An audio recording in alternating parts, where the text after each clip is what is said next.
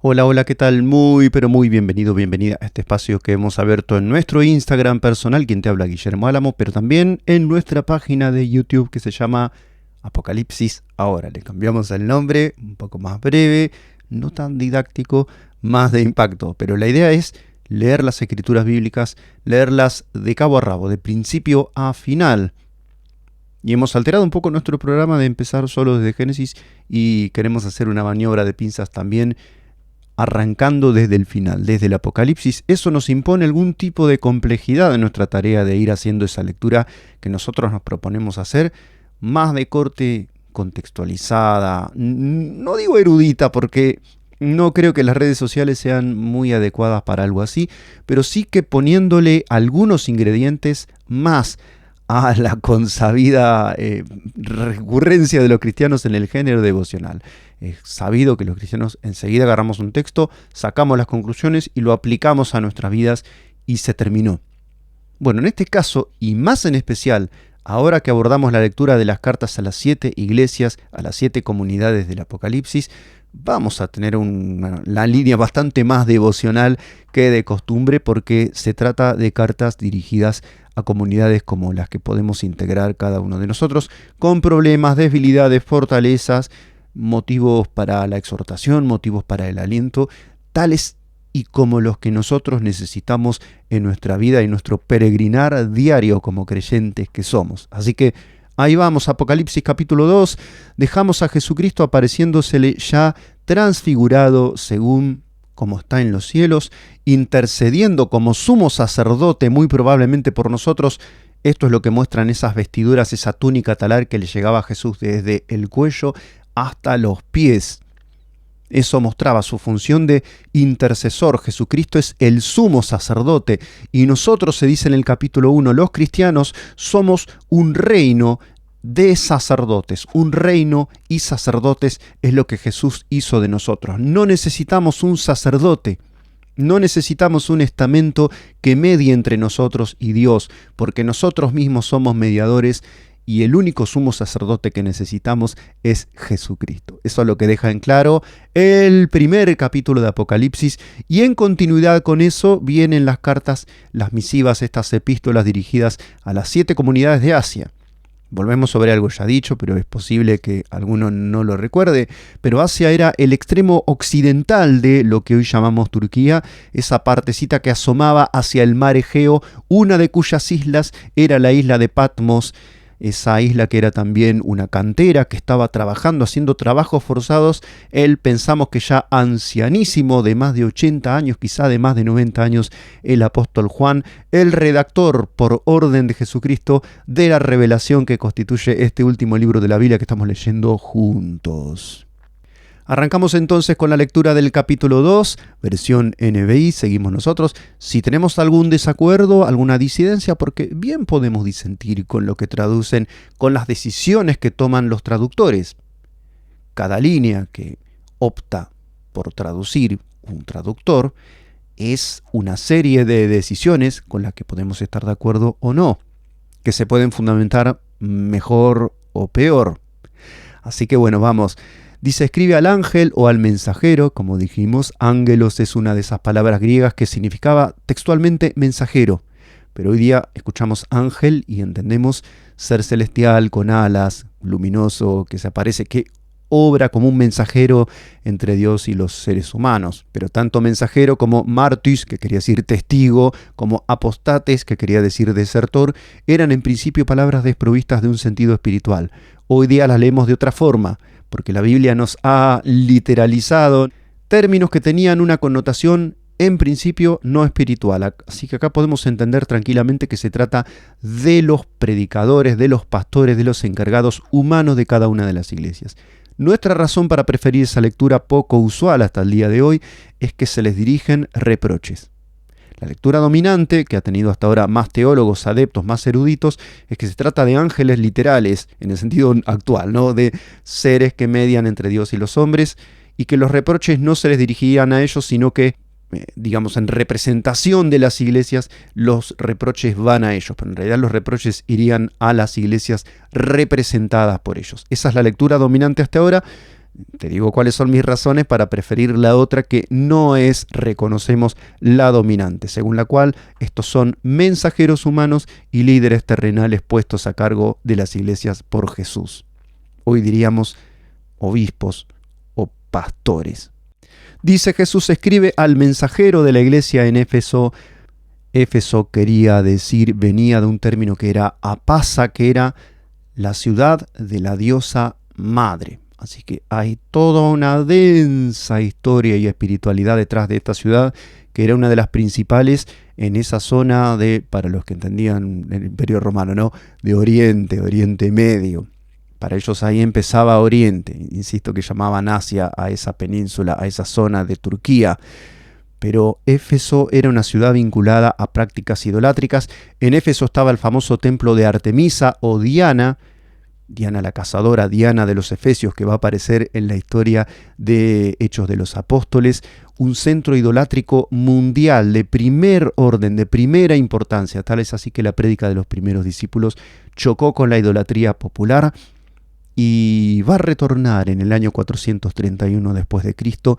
El concilio en Éfeso, la ciudad de la diosa madre, va a ser la sede en la que se va a llamar a María, la madre de Jesús, por vez primera en la historia, Theotokos, Madre de Dios. Así que es un nodo espiritual conflictivo esta ciudad de Éfeso, que en una traducción un poco más simbólica y tomándola como una imagen del pueblo de Dios, quiere decir también deseable.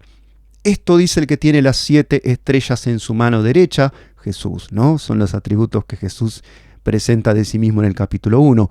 Pero tener es una palabra que tiene que ver con sostener firmemente asido algo.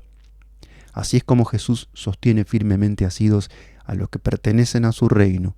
No hay riesgo de caer en cuanto depende de Él, porque Él nos tiene firmemente asidos. Así sostiene Él esas estrellas y se pasea en medio de los 7 candelabros de oro, ya lo hemos dicho en el capítulo anterior.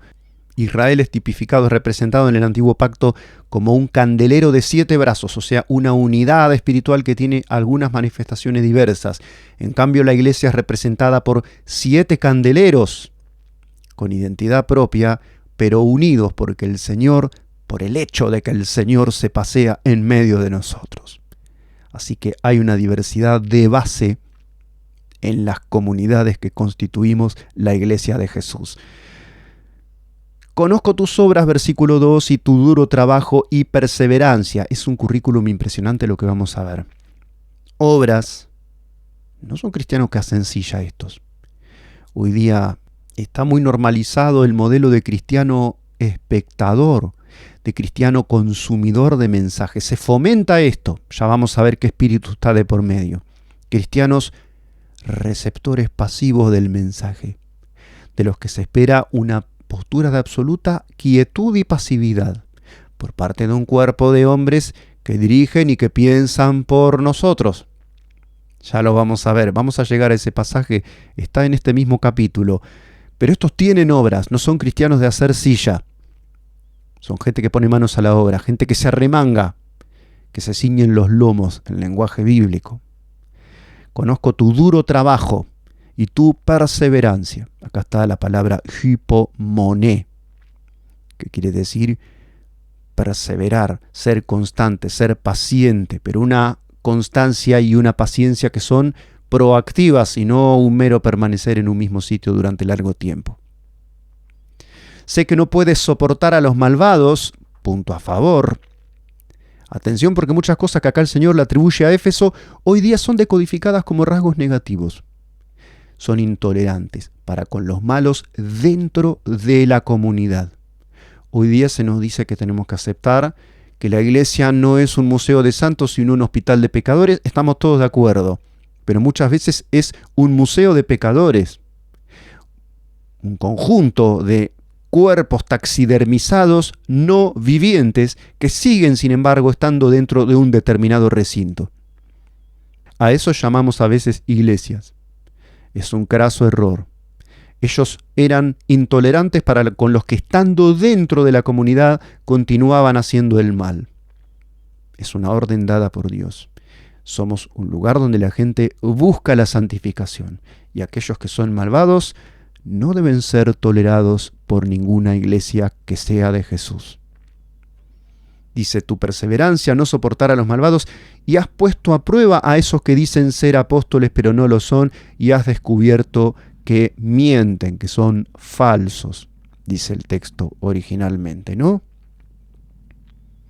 A todo aquel que diga ser apóstol, en especial hoy día hay una fiebre de gente que dice ser apóstol. Aclaramos, notita etimológica.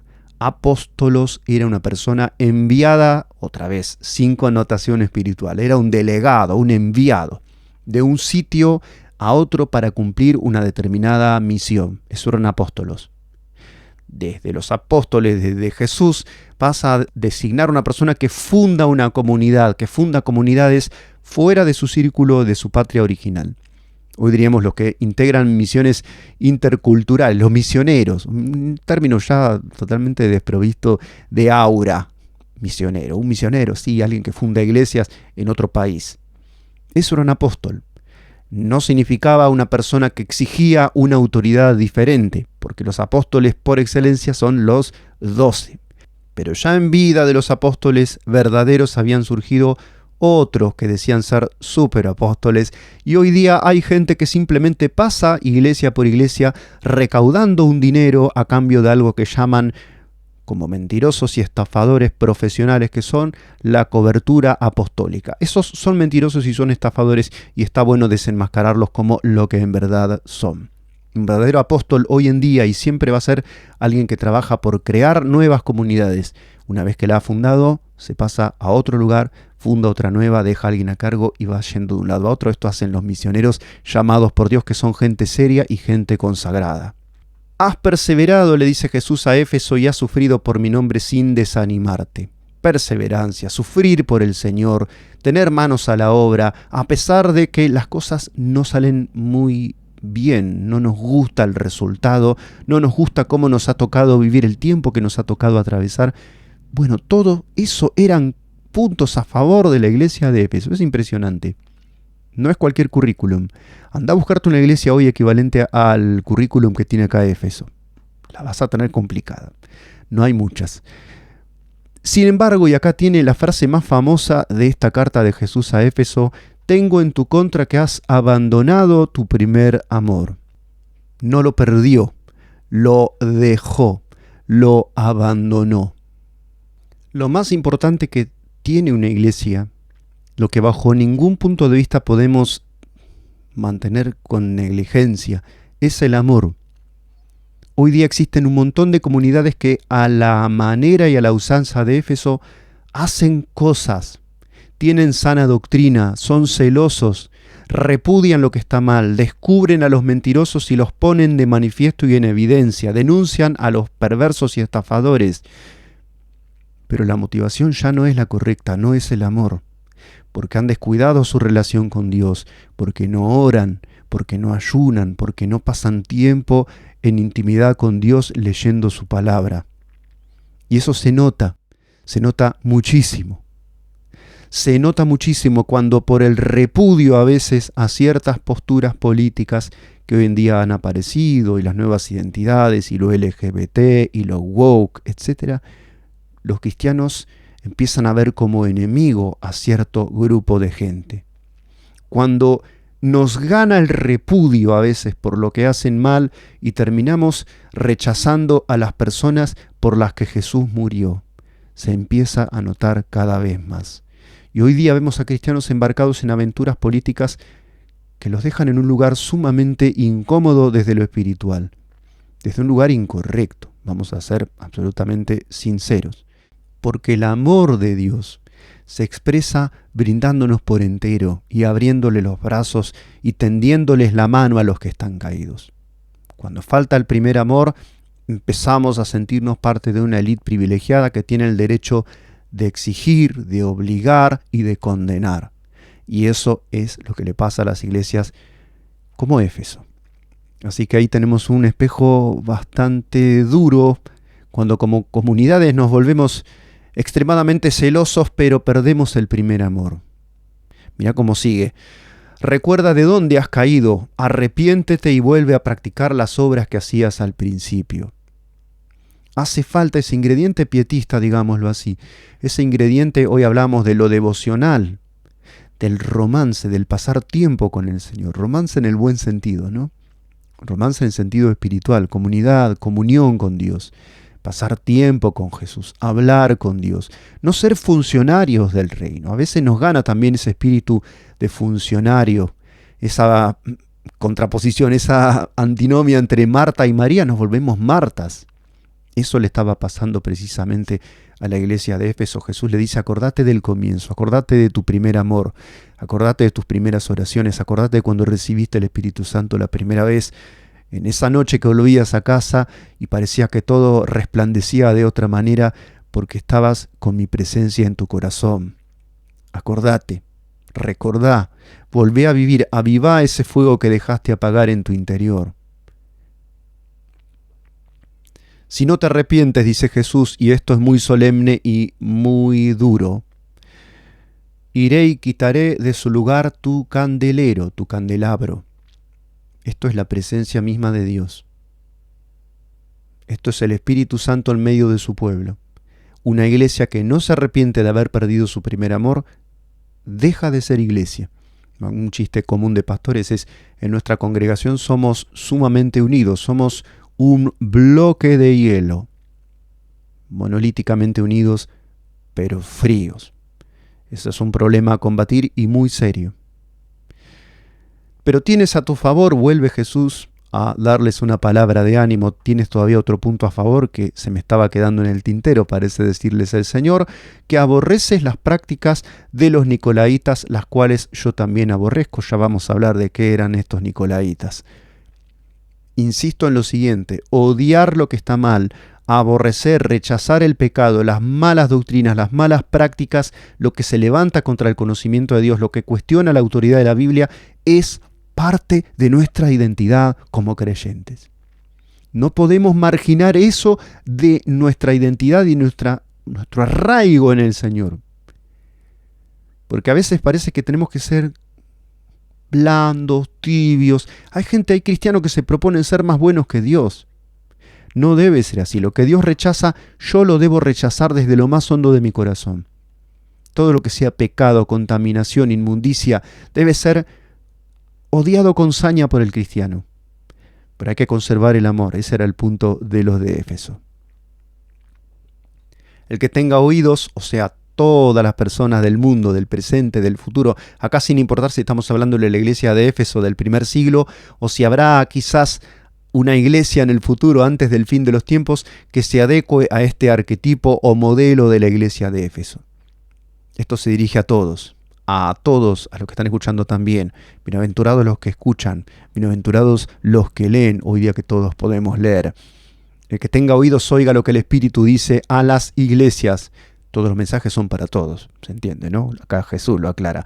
Al que salga vencedor le daré derecho a comer del árbol de la vida que está en el paraíso de Dios. Se restituye la comunión entre Dios y los hombres en ese tiempo futuro que Jesús nos está profetizando. Es una promesa de Él. Vamos a tener la misma comunión que tuvieron Adán y Eva y que se rompió por obra del pecado y la rebelión humana. A la iglesia de Esmirna escribe al ángel o al mensajero, como pensamos nosotros, de la iglesia en Esmirna. Esmirna quiere decir mirra. La mirra era una resina conocida en el mundo antiguo que se usaba para el embalsamamiento y tratamiento de los cuerpos muertos. Por eso cuando los magos venidos de Oriente le traen a Jesús como regalo oro, incienso y mirra, lo están reconociendo como rey, como Dios, le ofrecen incienso, y como alguien que tenía que dar, sacrificar su vida por nosotros e iba a estar muerto un tiempo. La mirra representa eso y esta iglesia está marcada por la experiencia del padecimiento y de los martirios. Ya vamos a ver este término que significa y que surge precisamente por obra de textos como estos que vamos a recorrer hoy juntos. Esto dice Jesús de sí mismo, el primero y el último, el que murió y volvió a vivir. El primero y el último es un título, recordemos, exclusivo de Dios. Así que Jesús está declarando abiertamente como el Dios encarnado.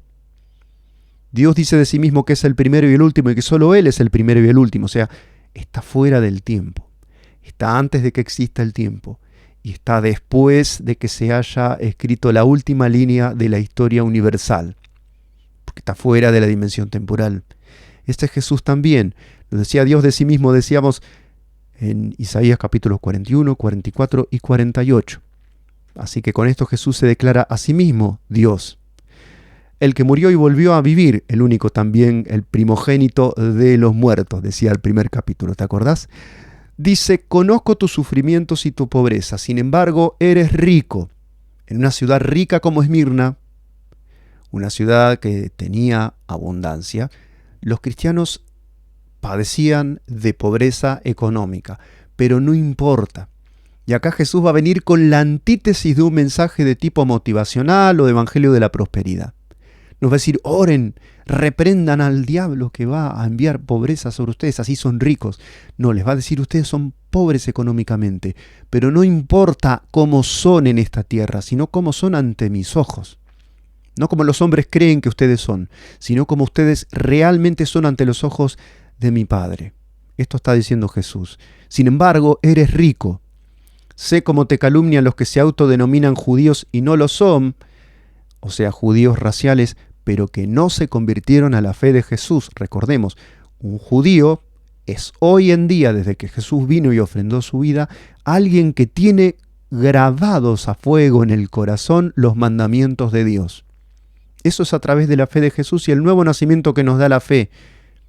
Un judío que nació, fue circuncidado el 8º día, pero no tiene a Jesús, se autodenomina judío, pero no lo es, sino sinagoga de Satanás, pues solo son una sinagoga de Satanás, dice acá la NBI, de una manera perfectamente literal.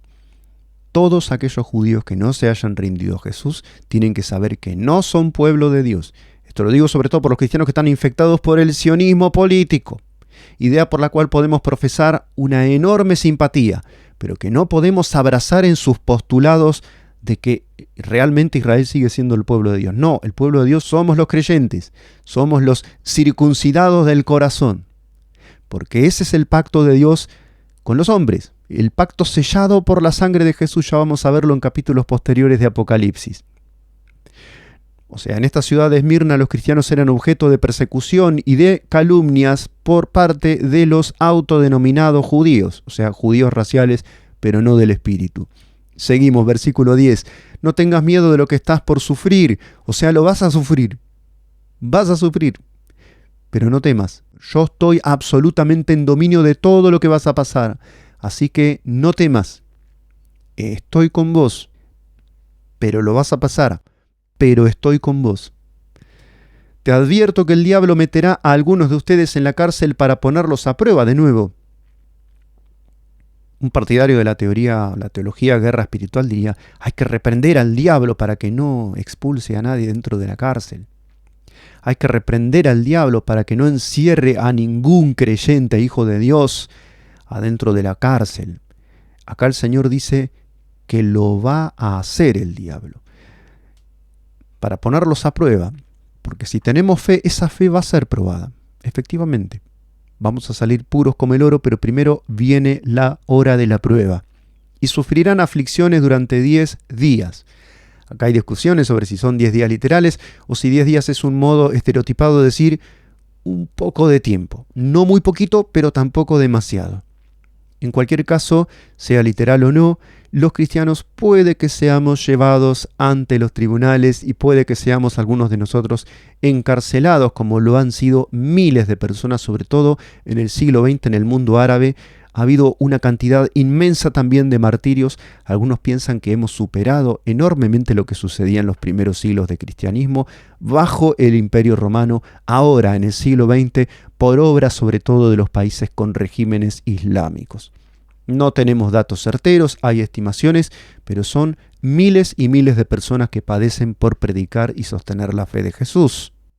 Y quizás el llamado más conmovedor de todo Apocalipsis dice, sé fiel hasta la muerte y yo te daré la corona de la vida. O sea que puede que uno tenga que ofrendar su vida para el Señor. Pero hay que mantener la fe, aún teniendo que ofrendar nuestras vidas por el Señor, ser perseverantes y ser firmes. La corona de la que habla acá es la corona Stéphanos, que es la corona que se les daba a los vencedores en los Juegos Olímpicos, a los políticos que hacían una obra de gobierno importante y que también tenía que ver con las ceremonias nupciales. Así que acá el Señor nos dice, si querés el podio, querés el trofeo, querés la copa de oro, primero viene la hora de la prueba, del entrenamiento y de la perseverancia.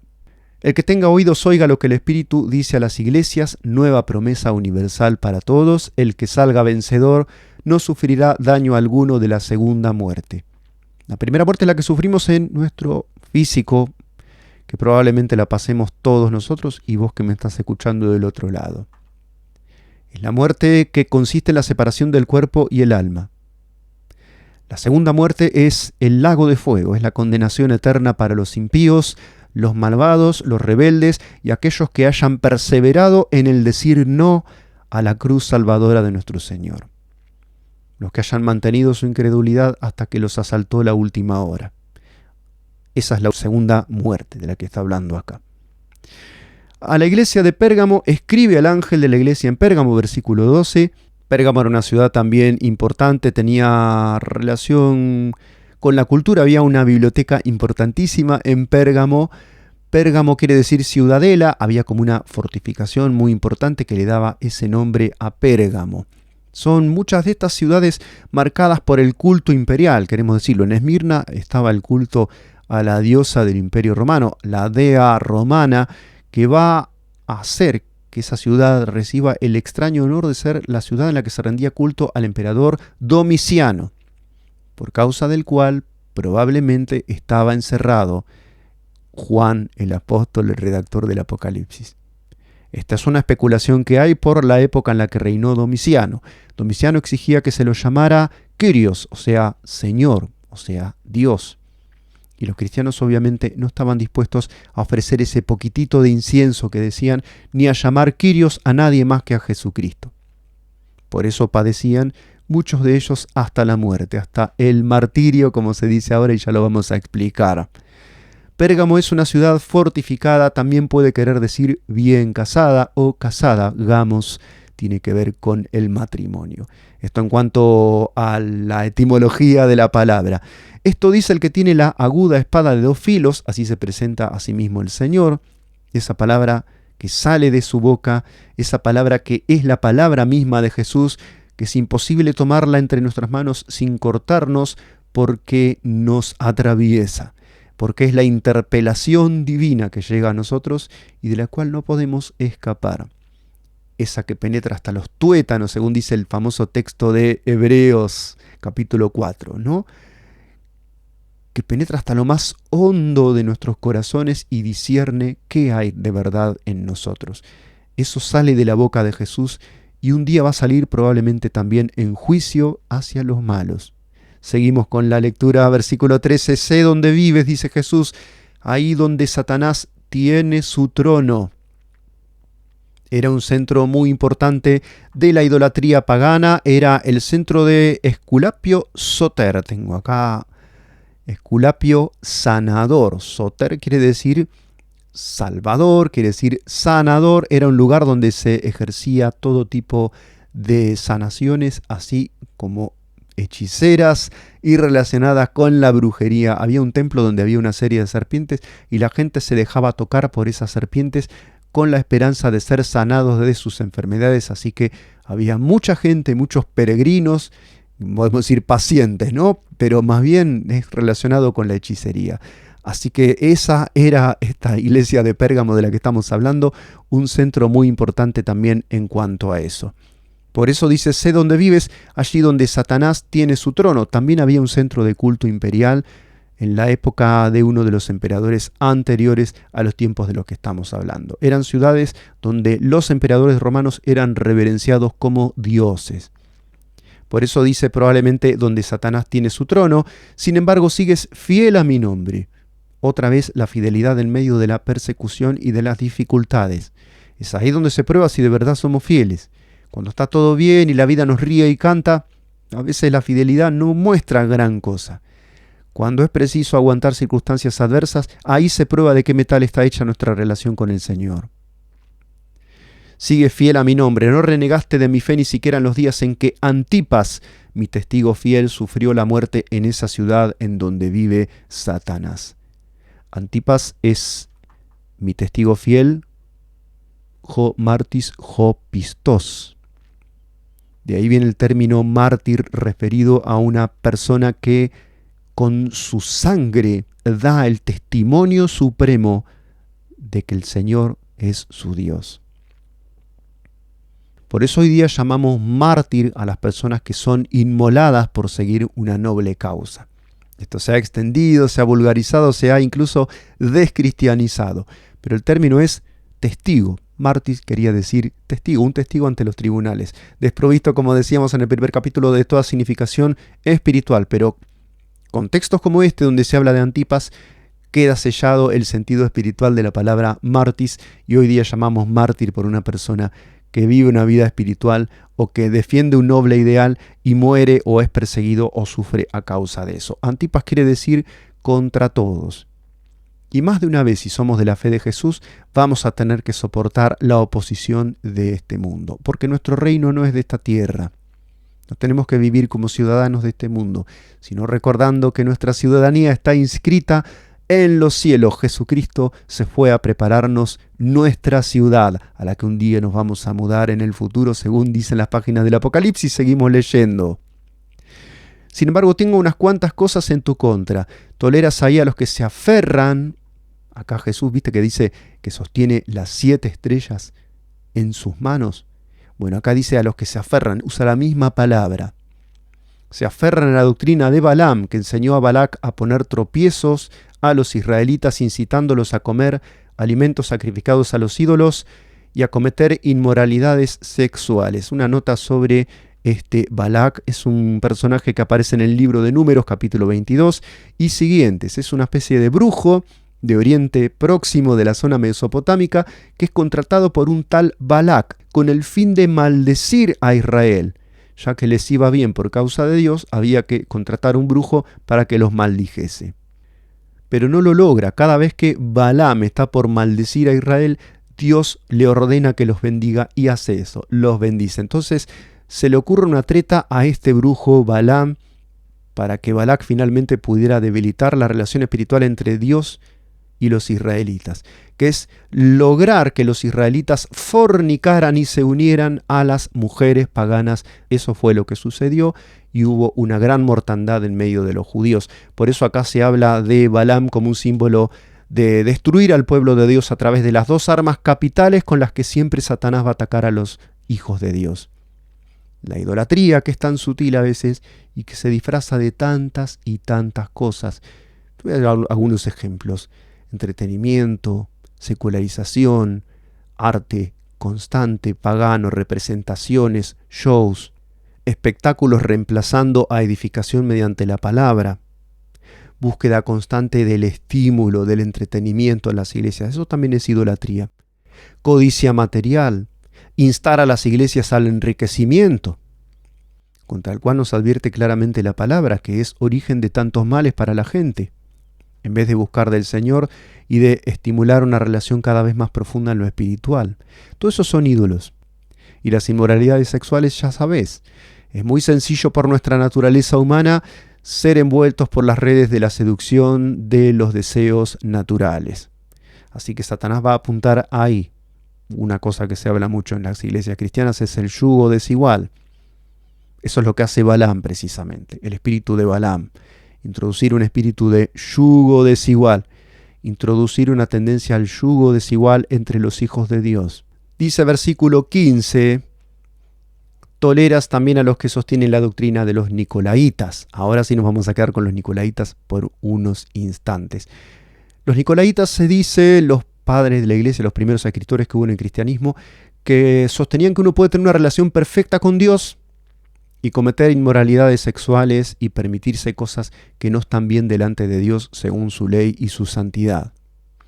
Esto es lo que dicen los documentos históricos, esto es lo que se piensa que sostenían los nicolaitas. Pero hay otra manera de entender esto, que es agarrarnos de la etimología, como hoy hablamos de Antipas, que quiere decir contra todos. Acá nicolaitas viene de Nicolaos, Posiblemente sea ese prosélito que se menciona en Hechos de los Apóstoles. No lo sabemos, no estamos seguros. Es una de las posibilidades. Pero Nicolás quiere decir el que vence al pueblo.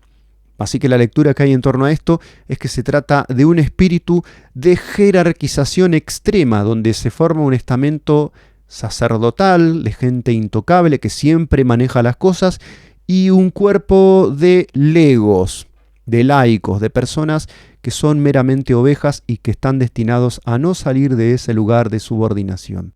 Lo que hablábamos hoy, de que se fomenta un espíritu de actividad solo en los líderes y en los que están debajo, en el estamento inferior, de absoluta pasividad. Esto no es conforme al Espíritu de Dios y no es para esto que Jesús dio su vida en la cruz, sino para formar en nosotros un reino de sacerdotes. Así que a asumir que Jesús vino para liberarnos y no para sujetarnos a un cuerpo de gente que nos esclavice y nos anule. Eso no es de Dios y así no funciona la iglesia como cuerpo de Jesucristo.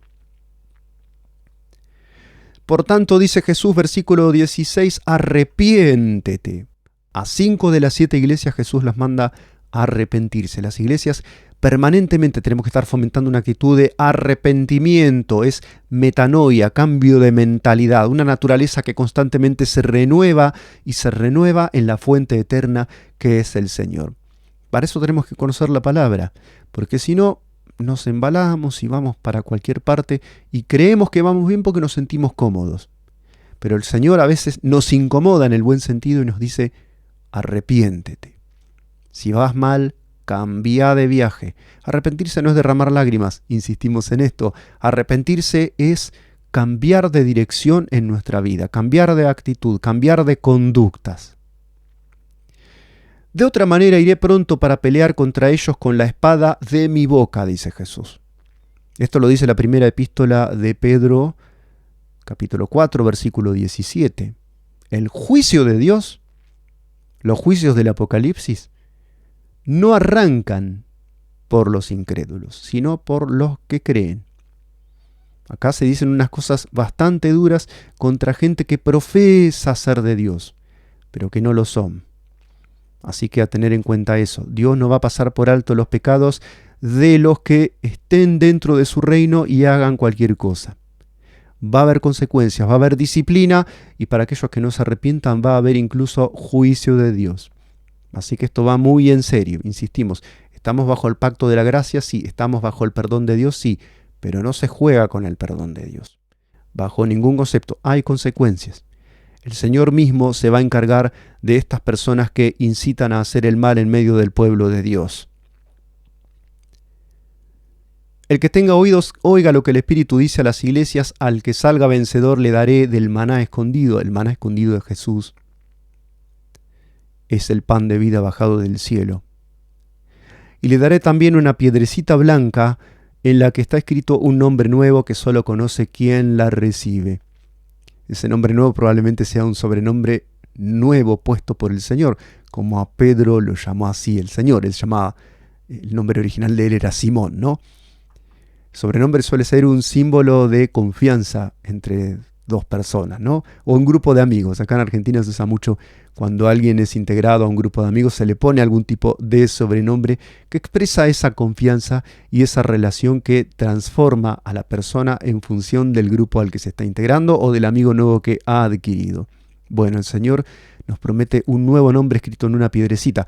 Estas piedrecitas parece que eran las tesserae que usaban los antiguos como señal de invitación, de honor o de confianza, o que rubricaban algún tipo de alianza o de pacto, o también podrían ser esas piedras que se compartían los novios, si volvemos a la interpretación de lo que tiene que ver con Pérgamo, ¿no? Si quiere decir la bien casada, podemos pensar, ya que vamos a empujar la interpretación y pensar que se trata de las piedrecitas que se compartían entre sí los novios como una señal de su futuro matrimonio y de su indisoluble sociedad y unión.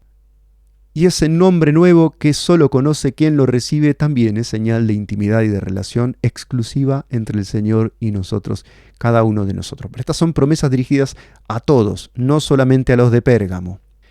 A la iglesia que está en Tiatira, al ángel de la iglesia en Tiatira, dice el Señor, versículo 18, escribe: esto dice el Hijo de Dios, el que tiene ojos que resplandecen como llama de fuego y pies que parecen bronce al rojo vivo. Sus ojos son llama de fuego porque prueban, porque nos va a sacar buenos, porque nuestro metal va a ser separado de todo lo vil, de todo el cascajo, de toda la mugre que hay en nosotros. Todo eso va a ser quitado, toda esa escoria va a ser sacada de nosotros, retirada por el fuego de la mirada del Señor. Vamos a ser purificados, santificados. Esto es una vida en Jesús.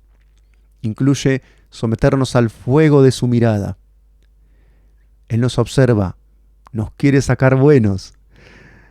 Y tiene pies como bronce al rojo vivo. Ya charlamos que el bronce representaba la inmortalidad, representaba la permanencia, la firmeza. Era lo más resistente que había en cuanto a metales. Si bien ya había hierro, el hierro es muy fácil de oxidar, todavía no había acero. Así que lo que representaba la inmortalidad era el bronce. Lo hemos visto en nuestro análisis del capítulo 1 de Apocalipsis. Conozco tus obras, versículo 19, tu amor, fe, servicio y perseverancia. Además, sé que tus últimas obras son más abundantes que las primeras. Hay un fade in, hay un creyendo en la relación entre Dios y esta comunidad de la que acá se nos está hablando. Tiatira quiere decir, esto no lo dijimos, hija. Viene de la palabra tigater y también puede querer decir sacrificio. Pero esta es una interpretación un poco más extraña. Era una ciudad menos importante, queremos hablar de eso, pero una ciudad donde había un gran comercio relativo a la ropa en el mundo antiguo. Esta comunidad tenía obras más abundantes a lo último que antes, quiere decir que estaba en crecimiento, como decimos. Sin embargo, versículo 20, tengo en tu contra que toleras a Jezabel, nueva referencia al Antiguo Testamento. Esa mujer que dice ser profetisa es un símbolo, claramente. No está hablando de un personaje en el Nuevo Pacto, en la relación entre Jesús y las iglesias, pero se usa un nombre que tiene que ver con el Antiguo Testamento, con Primera de Reyes 16 o Segunda de Reyes 9. Hay muchos pasajes que hablan de esta mujer, del rey Acab. Cuando Israel quedó dividido en el reino del norte y el reino del sur, en el reino del norte existió un tal Acab, un rey sumamente perverso, pero no tanto por él mismo, sino por su mujer, que era una mujer sacerdotisa de Baal, una persona sumamente perversa y que empleaba todas las artimañas de la seducción para llevar a cabo sus proyectos, sus intereses, sus ambiciones, que eran inicuas. Esto era Jezabel. Algunos dicen que representa un poco el espíritu del feminismo, y se parece mucho. No lo puedo decir porque no me gustan esas elucubraciones bien así de muy de guerra espiritual, pero como dicen los italianos, ¿no? Si non è vero è ben trovato. Si no es verdad, el cuento está bien contado. Puede ser, simplemente lo dejamos ahí como posibilidad. Esa mujer que dice entonces ser profetisa, dice ser de Dios. Dice ser mensajera de Dios. Acá en Latinoamérica hay una que merece un título gigantesco de Jezabel, y que he visto compartidos sus videos en redes sociales por muchos de mis conocidos. Yo no puedo entender una persona con una vida inmoral, que hizo lo que quiso con su vida privada, que tiene una doctrina que no es ni de lejos la sana doctrina de Dios, que es una experta en manipulación, una psicópata en todos los sentidos. No voy a dar su nombre, pero todo el mundo sabe que se operó, se sometió a toda una serie para ser más seductora. Así que es gigante el título Jezabel sobre esa persona, y sin embargo muchos la tienen por profetisa y mensajera, vocera de Dios. Yo no sé cómo entiende la gente su relación con Dios. No leen la palabra, ¿no? Es difícil a veces, no sé, entender algunas cosas. Con su enseñanza, esta tal Jezabel engaña a mis siervos, pues los induce a cometer inmoralidades sexuales y a comer alimentos sacrificados a los ídolos. De nuevo, idolatría e inmoralidad sexual son las dos armas capitales del diablo para combatir contra la iglesia de Jesucristo. Nunca podemos bajar la guardia frente a la idolatría y los deseos sexuales empleados para manchar nuestra relación con Dios.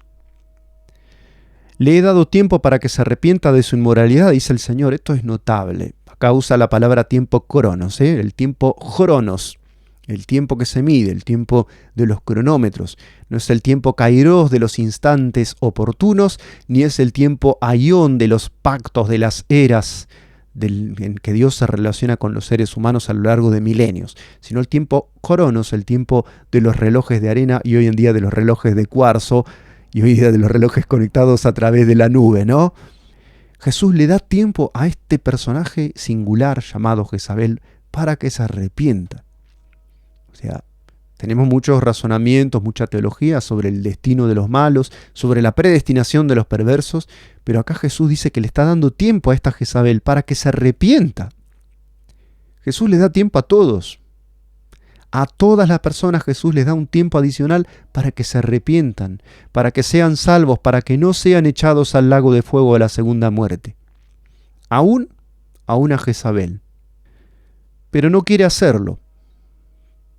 Trágica circunstancia, no querer arrepentirse, resistir la voz del Espíritu de Dios. Trágica circunstancia.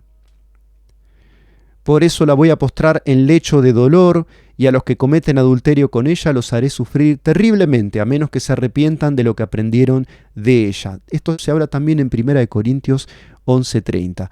Muy bien Dios puede enviar enfermedades y sufrimientos físicos a los cristianos a fin de que abandonen el pecado.